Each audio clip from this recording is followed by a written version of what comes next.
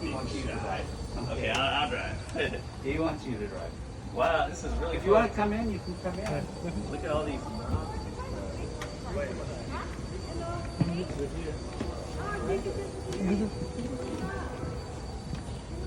Okay, we have 2 seats here. One is for the fireman, one is for the engineer.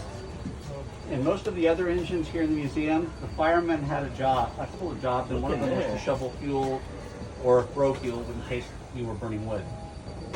This engine did not burn coal for 2 reasons. One is your tender, which holds the fuel, is 60 feet that way, and there's no way to get to it from here. Okay. The other is, if you were shoveling coal, you did not shovel coal fast enough to use the fire lit in something this big. So they used heated up, pressurized oil, kind of like a fuel injector on a car. It would spray the fuel into the firebox, and once it was lit, you got a glowing fireball in there. It would stay lit as long as you gave it fuel. Okay? So if you're over here, you're the engineer and you're driving, but you have a problem. You're kind of like in a place, it would be sort of like having a car with no speedometer. The speedometer is in the back seat. Oh, in the back. You only know what's going on if the person in the back feels like telling you. So if you're over here and you're the fireman, you're reading the steam pressure, the steam temperature, and you're hollering at him to make sure that he knows what's going on. Because it's really noisy in here because of the engine. You've got a fire burning, you've got drive wheels turning. It's making a racket.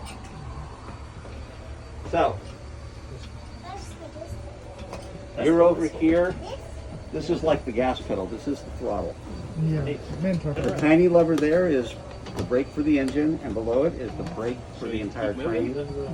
And then there's a lever that says whistle on it, and I think you can figure out what that does. Yeah. So, this was set up this way because this hauled fruit and other heavy items through the Bronner Pass. Lots of long tunnels. A train with the cab in the back would choke out the engineers from the smoke.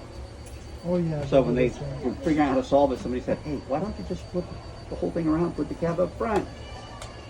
So that's what they did. And thus we have the cab forward. So it's only one of This a kind? is the only one of, yeah, all the others have been cut up for scrap. Oh. They've all been turned into other consumer items, I'm presuming, a long time ago. But they say that if we had everything all connected and in good shape, this would actually fire up and run. Wow. But I'm guessing it would probably take something like $250,000 to do that. Plus, this is so big that when they actually moved it into the museum, they had to reinforce the floor under us because this thing weighs over 1 million pounds. It's just unbelievably heavy. All these levers. So it got really hot and uncomfortable during the summer because you're sitting on a firebox with boiling water behind it. 120 degrees was not unreasonable to think of. But they put a hole in the roof that you could open and close, just in case.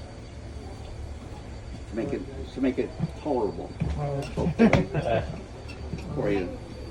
Okay, thank you. Thank you. Thanks for coming. You really like the engineers. You like the What is